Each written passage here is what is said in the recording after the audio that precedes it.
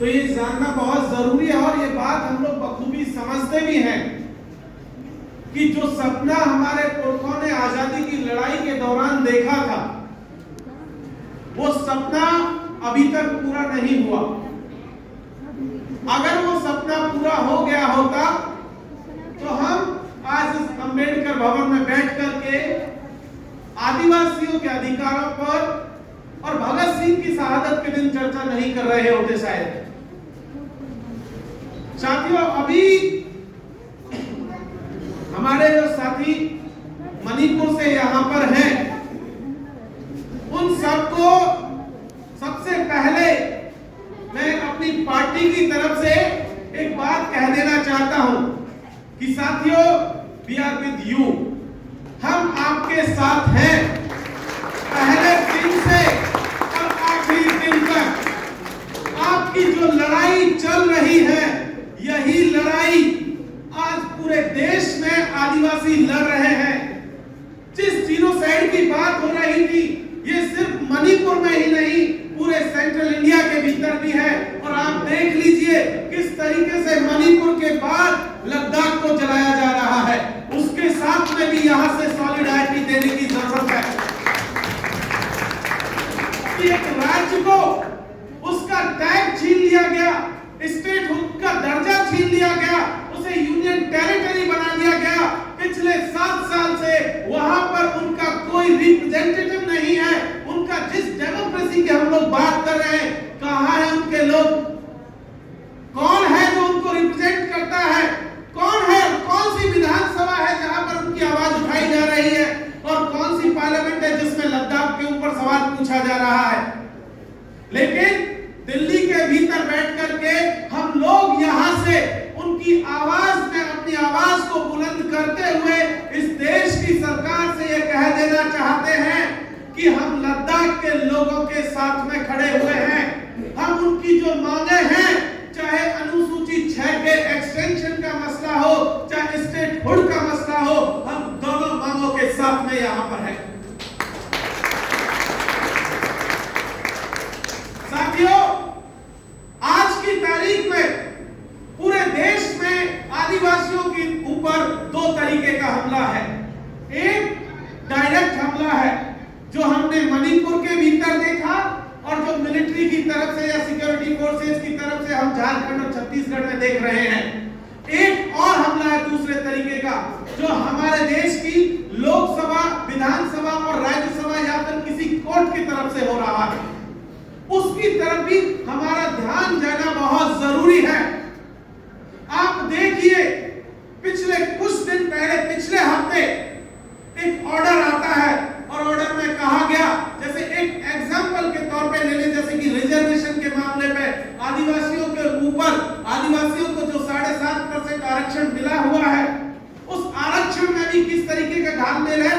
पिछले दिनों जम्मू कश्मीर के भीतर ले लीजिए या बाकी के अलग अलग हिस्सों में ले लीजिए, जो नॉन ट्राइबल्स हैं उनको भी एसटी की सूची में शामिल करने की साजिशें लगातार चल रही है। और उसी साजिश का नतीजा था कि मणिपुर को जला दिया गया और जम्मू कश्मीर में भी इसी तरीके की साजिश चल रही है। वहां पर गुर्जर बकरवाल कम्युनिटी के लोग अपने हक और हुकूक को बचाने के लिए लड़ रहे हैं और दूसरी तरफ वहां के पहाड़ी और अपर कास्ट लोगों को एसटी का दर्जा दे दिया गया। ये सिर्फ इतने तक सीमित नहीं है मामला। सेंट्रल इंडिया में चले जाइए, तब भी वहां देखने को मिलेगा कि नॉन ट्राइबल्स को ट्राइबल की कैटेगरी में डाल करके आदिवासियों की जमीनों को सबसे पहला हमला वहां से हो रहा है। वो सोच रहे हैं कि नॉन ट्राइबल्स को अगर ट्राइबल का स्टेटस दे दिया जाएगा तो ट्राइबल्स के पास जो अपनी लैंड को प्रोटेक्शन के जो राइट्स हैं, उन लैंड प्रोटेक्शन राइट्स को हटा दिया जाएगा, उनकी जमीनें छीन ली जाएंगी। ये एक तरीका खोजा है उन्होंने।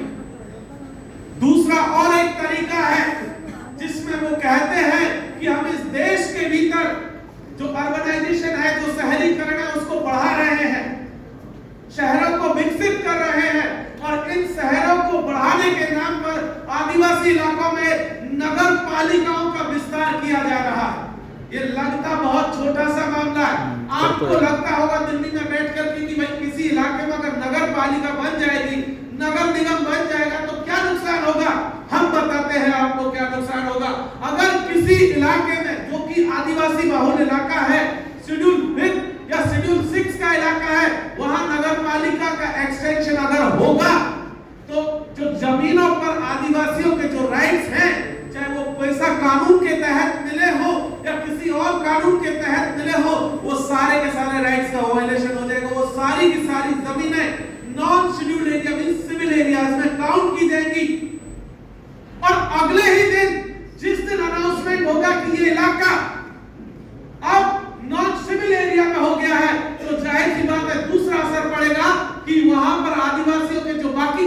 चाहे रिजर्वेशन का मामला हो, चाहे बाकी के रिसोर्सेज हो, सारे के सारे रिसोर्सेज को छीन लिया जाएगा। और इसीलिए लगातार चाहे केंद्र की सरकार हो चाहे राज्य सरकार हो, हर आदिवासी इलाकों में जगह जगह छोटा सा गांव है, उसको कहते हैं कि पंचायत बना दिया, छोटी पंचायत है उसको नगर पालिका बना देते हैं, कभी नगर निगम का विस्तार कर देते हैं। एक एग्जांपल आपको बताता हूं, पिछले साल राजस्थान सरकार ने जो उदयपुर है, साउथ राजस्थान का हिस्सा है, यह टीएसपी का इलाका है, ट्राइबल सब जोन का हिस्सा है। उदयपुर का जो एरिया था नगर पालिका का, उसका एक्सटेंशन का आदेश निकाल दिया और कहा कि उदयपुर की जो करंट बाउंड्री है, जो वर्तमान में जो सीमा रेखा, उसके 31 किलोमीटर दूर तक का हिस्सा, अब समझिए 31 किलोमीटर, चारों तरफ से आप काउंट कीजिए कितनी सारी जमीनें आती हैं। लगभग 150 से गांव को, ज्यादा गांव को कहा गया कि अब ये उदयपुर जो नगर विकास प्राधिकरण है, उदयपुर जो डेवलपमेंट अथॉरिटी है, उसके दायरे में होगा। और जैसे ही ये कानून आया, इसके बाद से वहां पर जो टीएसपी के इलाके के तहत, टीएसपी के तहत जो राइट्स मिले हुए थे, उसको छीन लिया गया। एकदम डीप के इलाके में जाकर के डूंगरपुर के भीतर छोटे छोटे कस्बे को नगर पालिका बना दिया गया। अगर हम लोगों को हाई कोर्ट जाना पड़ा, हाई कोर्ट से वो आदेश रद्द करा के लाए कि इस आदिवासी इलाकों में हमें कोई नगर पालिका की जरूरत नहीं है, हमारे गांव बहुत बढ़िया है, हमें नगर पालिका नहीं चाहिए, हम अपने गांव से खुश हैं, हमें नहीं चाहिए तुम्हारा ये जो विकास का मॉडल है जिसमें हमें अपनी ही जमीन से खदेड़ करके मालिक से मजदूर बनाने पे तुले हुए हो। और ये जो मालिक से मजदूर बनाने की जो फैक्ट्री चली हुई है इस देश में, ये विकास के नाम पर चल रही है।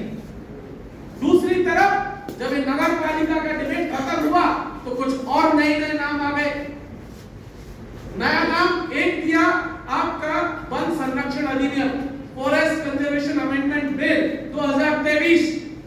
उसके तहत कहा गया कि जो इस देश की नेशनल बाउंड्रीज है, उन नेशनल बाउंड्रीज के 100 किलोमीटर का जो इलाका है, उसमें भी अनुसूची 5 और 6 का लागू नहीं होगी, उसमें भी इंप्लीमेंट नहीं किया जाएगा।